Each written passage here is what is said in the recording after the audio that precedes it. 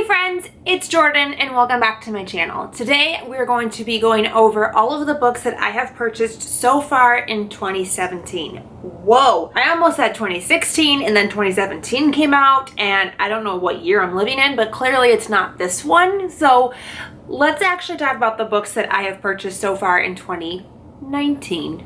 Because that's what year it is. The last couple of years on my channel, I have done a semi-annual. I don't know apparently what year it is or how to divide the year into segments. So the past couple of years I've been doing biannual, that's a good word I'm looking for, hauls, because I haven't been acquiring enough books to do them monthly or quarterly or anything like that. So today we're just going to be going through the books that I've purchased since January through June. I've acquired I think like 12 or so books so far, which I think is more than I have in previous book hauls that I've done. Like, it's actually a pretty decent number this time. Let's just go ahead and get on into it. I got some good stuff here.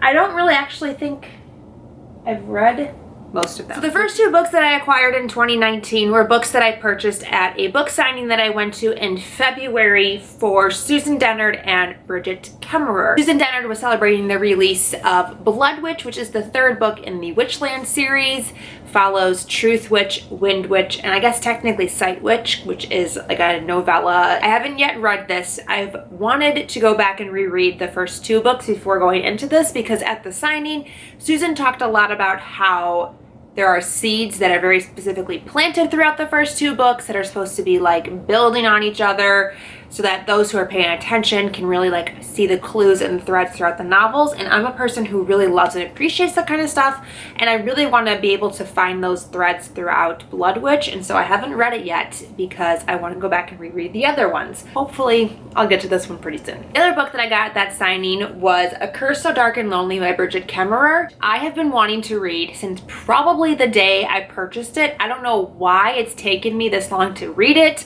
Actually, I do. I've been a huge fan of the library this year, and I'm always prioritizing my library books over my personal books, and I feel like that happens a lot with people who use the library really frequently, is they tend to neglect their actual purchased books because these don't have to go back anywhere. This is a Beauty and the Beast retelling, and I love Beauty and the Beast retellings, fairy tale retellings in general, and it has to do with a main character who has cerebral palsy, and that's really all I know. I probably at one point did know more because I heard Bridget talk about it at the signing, but I've since forgotten all of the such things. Oh, I also know there's a character named Gray that people seem to really like on Twitter. They just released the cover and title for the second book, and it's supposedly the finale, but I know at the signing she talked about having a 4-book series in mind, so I hope that the series does well enough that she gets to write the other two. So this year I have been on an absolute, well, I feel like BookTube in general has been on a huge adult romance chicklet kind of kick.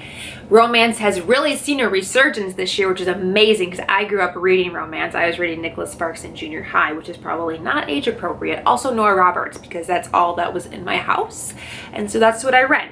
So I've been like accumulating a whole bunch of new adult, chicklet romance type of novels. I've read them all that I've bought, but I have been accumulating them. And the first one I purchased this year was 99% Mine by Sally Thorne, which is the sophomore novel from Sally Thorne. The first of hers was The Hating Game, which was a book I absolutely loved and adored last year. So I was super excited for 99% Mine to come out. And this one follows Darcy, who is a twin who inherits her grandmother's house, and then she hires her brother's best friend, Tom. Sorry, I had to read the whole back here to find his name. I couldn't remember his name. To renovate the house because he is a contractor, and over the course of the novel, they strike up a romance. Darcy has always loved Tom, has always been really into him, and it's not been reciprocated. This one I've already read and talked about in my February reading wrap-up. Another one that is kind of adult romance, kind of like suspense. It toes this weird like romance suspense line, I don't know, is Verity by Colleen Hoover, which I've also already read. Follow this writer, Lowen, who gets hired by this famous author, Verity Crawford's husband, to finish Verity's long-running, much-beloved series. Verity is incapable of finishing the series, while Lowen is staying at the family home, trying to get into Verity's mind to write these books. Some freaky things start happening around the house, and she starts to strike up a romance with Verity's husband. And it's a whole lot of weirdness, strangeness, and uncomfortableness and shockingness. I have also already read this one, and I believe I talked about it in my February reading wrap-up as well, if you want to hear my thoughts. The next book I picked up from Barnes & Noble because it was on like a super great deal, and I had a coupon, and when they have things on sale like 30% off plus 10% plus you have a coupon, like you can't say no to that, especially for brand new books.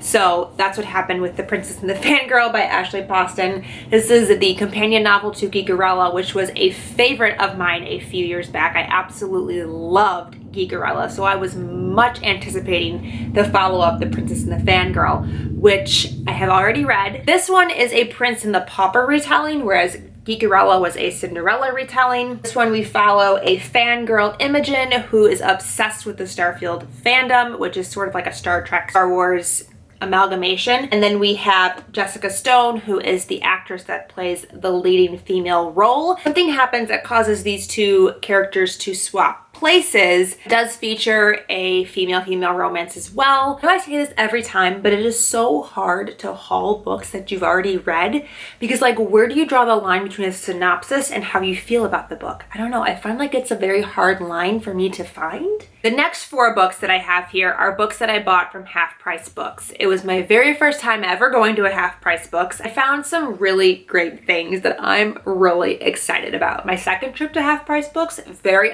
unsuccessful, didn't buy a thing. First trip, I bought 4 books. First book I picked up is Magnus Chase and the Gods of Asgard, The Ship of the Dead, which is the 3rd book in the Magnus Chase trilogy by Rick Riordan.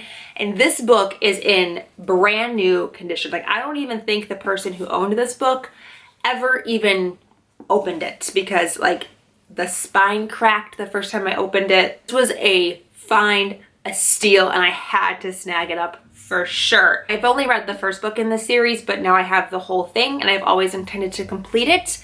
And now that I have all 3 books, I really have no reason not to. This is his Norse mythology series following Magnus Chase, who's the son of a Norse god, and it does like pepper into the rest of the Percy Jackson gods at large world that Rick Riordan has kind of built across his many series.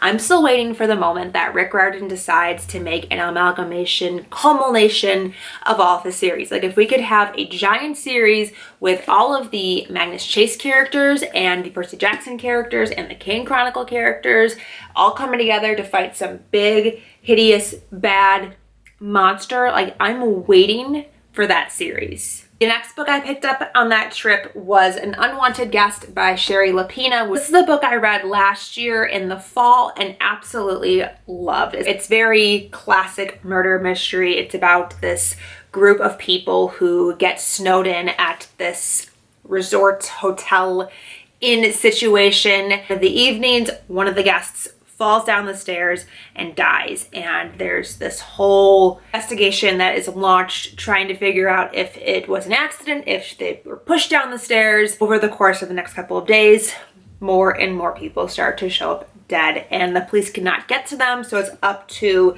the guests inside the hotel to solve this murder mystery. And it feels very much like Clue, a bunch of people stranded in one place together that are slowly turning on each other. Absolutely loved this one. So when I saw it there and in such fantastic condition and hardcover for a couple of bucks, I had to pick it up for sure. Next book that I picked up on that trip was The Fifth Season by N.K. Jemisin, which is an adult fantasy novel, which is very outside of my comfort zone. I love me a good YA fantasy, but adult fantasy kind of scares and intimidates the absolute heck out of me. I don't know why, but it really, really does. But I've been recommended this book by my group of friends so many times. They've all absolutely loved and adored this series, and I've heard nothing but amazing things about it, and I don't even know like what it's about. I decided it was time to listen to them and pick it up. It should be a really fun time. I actually also think this is like a apocalyptic novel in real time, like the apocalypse is happening in the book, so it's not like the after effects of the apocalypse, but the actual apocalypse. I think that might be the actual plot. I'm not sure. Hopefully I get to it really soon and read it and I can tell you guys. Checked that book out from the library. on like ebook and audiobook several times and have just been too intimidated to get into it. So hopefully now that I own it, I'll actually read it. The fourth and final book that I picked up on that trip was The Diviners by Lua Bray, which is a book that I have read and have absolutely loved. I love the whole series. There are 3 books in it out right now. The 4th book comes out, I think, early next year. And I said I wasn't gonna buy any of the books until they stopped changing the covers, because I feel like with every release of a new book in the series, there's been a new cover, and I kind of just want them all to match. So I've just been holding out until the final book was announced, and it was, and it is sticking with this cover theme. So these are the ones that I am collecting, which I'm actually really happy about, because unpopular opinion, I love this cover. I think it might be my favorite cover that they've done for the Diviners. Like, it's got the 1920s vibe with like the geometric patterns in the corners. I don't know, I just feel like it feels very 1920s, which is what it is. The next thing that I picked up isn't exactly a book, but it was about as expensive as a book, so I'm gonna throw it in here anyway. And that is this issue of Entertainment Weekly, The Ultimate Guide to the Avengers. This came out around the time that Endgame came out, and I happened to be at the grocery store waiting in line. It was there, and I needed it. It has all 22 films in here and like little snippets about them. And it goes through like the different phases. So here's part of phase 2 in Age of Ultron, and it gives little information about the film and, you know, the making of the film, and, you know, like here's Iron Man 3 and the Winter Soldier. And since I'm so like freaking obsessed with the Avengers, I really needed this in my life. Did I? No, but I really did. The next book I have here, which is the second to last book, is actually an ARC that I got sent by the publisher, and that is Coral by Sarah Ella. This was sent to me by Thomas Nelson Harper Collins. So thank you very much, Sarah Ella, for sending this my way. She is the author of the Unblemished trilogy, which is a trilogy that I have read the first 2 books of. I haven't gotten to the 3rd one yet. I think this is a standalone, and it's a Little Mermaid retelling. Really all I know about it. I know Sarah Ella loves Disney. She loves The Little Mermaid. She has worked at Disney as various characters. So this is like very much in her wheelhouse, and I'm really excited to see her take on the Little Mermaid storytale. I think that this one, fairy tale. I think that this one's inspired by the actual Hans Christian Andersen version, not the Disney version. So it is quite a bit darker, more sinister, more daring than the Disney version. If I remember correctly, the inspiration for this book came while she was at a signing for Marissa Meyer. Marissa Meyer was talking about The Little Mermaid and the original story, and how she came up with the idea for The Little Android, which is a short story retelling of The Little Mermaid, and that's what inspired Sarah Ella to write this novel. Sorry guys, Tony came home. I'm knocking lights over. My brother showed up.